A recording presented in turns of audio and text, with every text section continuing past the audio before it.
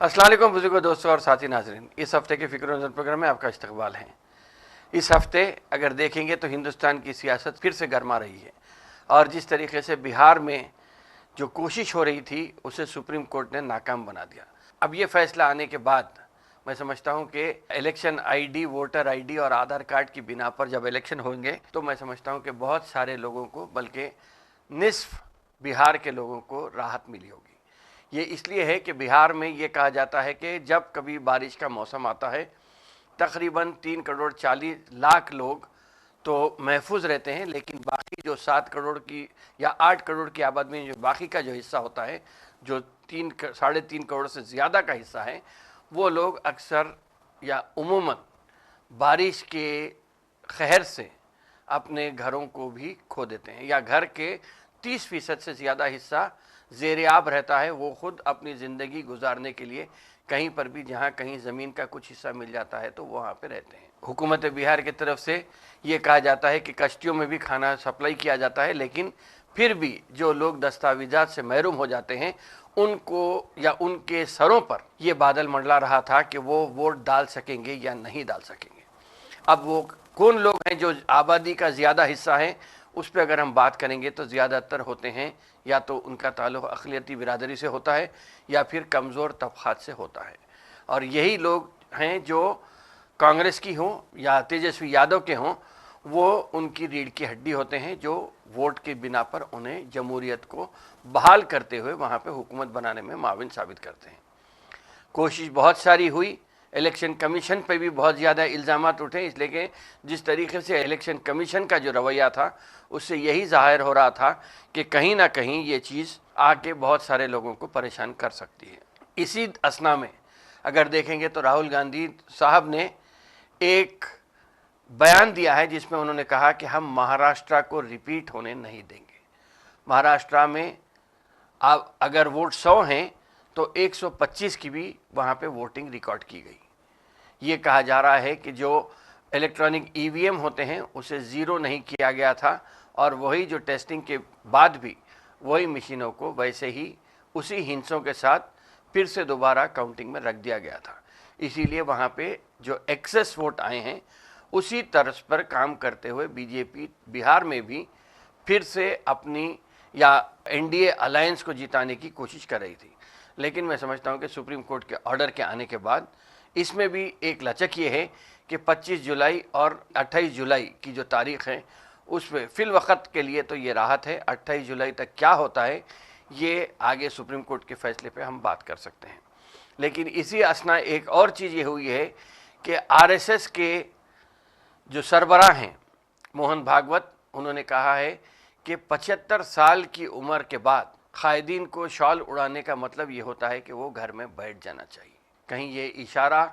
उस झोले वाले बाबा के तरफ तो नहीं है जो हर वक्त ये कहते हैं कि हम झोला पहन के आए थे, झोला पहन के चले जाएंगे, या जिनकी उम्र अब हो सकता है कि आइंदा 1 महीने, 2 महीने, 3 महीने के अंदर ही वो 75 की उम्र को खुंदल देंगे, और जब 75 की उम्र को पार कर देंगे तो फिर क्या वो शॉल ओढ़ के बैठ जाएंगे।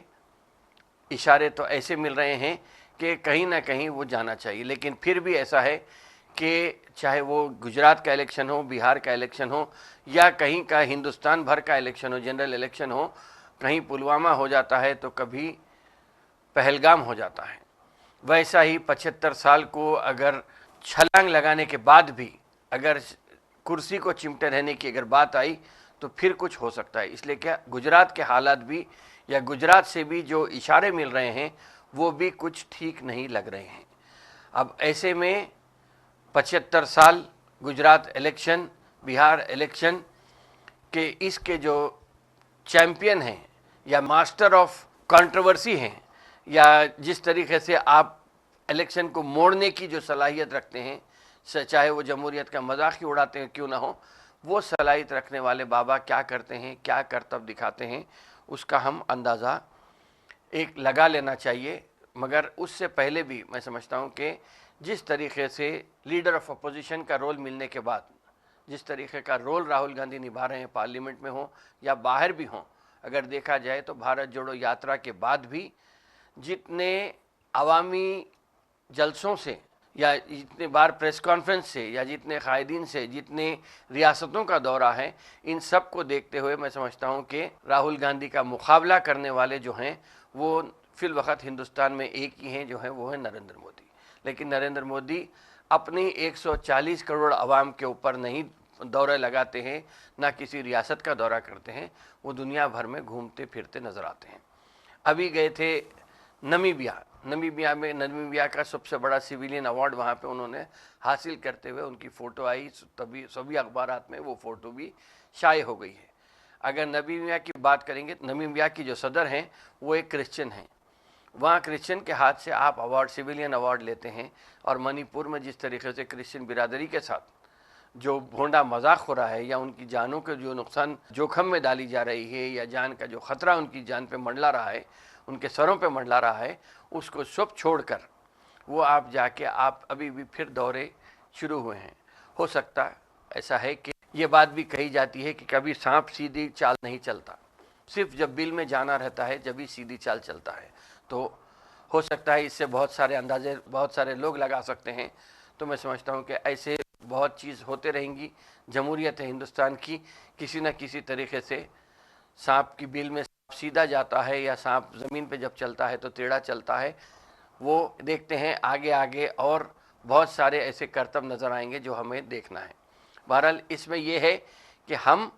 हिंदुस्तान को ये मान के चलिए कि हिंदुस्तान में तकरीबन 6 लाख ऐसे लोग होते हैं जो कम्युनल वायलेंस की तरफ से हो या नफ़रत की सियासत की वजह से हम लोग नकल करते हैं, इस मुकाम से दूसरे मुकाम पर चले जाते हैं। एक रफ़ आबादी के एतबार से ये बात कही जा रही है। इसके अलावा भी नेचुरल डिज़ास्टर्स की तरफ से, चाहे वो बारिश हो, तूफ़ान हो या ज़मीन खिसकने की वजह से, बहुत सारे लोग हैं जो हिंदुस्तान में भी जिनकी मौत इसी वजह से, नेचुरल डिज़ास्टर्स की वजह से हो जाती है। तो ऐसा है कि हिंदुस्तान एक इतना बड़ा मुल्क है जो कश्मीर से कन्याकुमारी तक और गुजरात से आसाम तक अगर देखेंगे तो हर 50 किलोमीटर पे एक नया खाना, नए कपड़े और नया ज़मीन का खुद भी रंग भी बदल जाता है। तो बहुत सारे ऐसे करतब हिंदुस्तान में होते हैं। हम हिंदुस्तान की तारीफ ज़रूर करना चाहिए, इसलिए कि हिंदुस्तान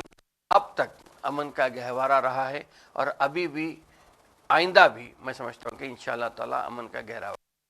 रहेगा। बहरहाल इन्हीं चंद बातों के साथ मैं अपने प्रोग्राम को यहीं पे ख़त्म करता हूँ। इंशाअल्लाह ताला आइंदा हफ्ते फिर मुलाकात होगी, फिर बात होगी। शुक्रिया, खुदा हाफ़िज़।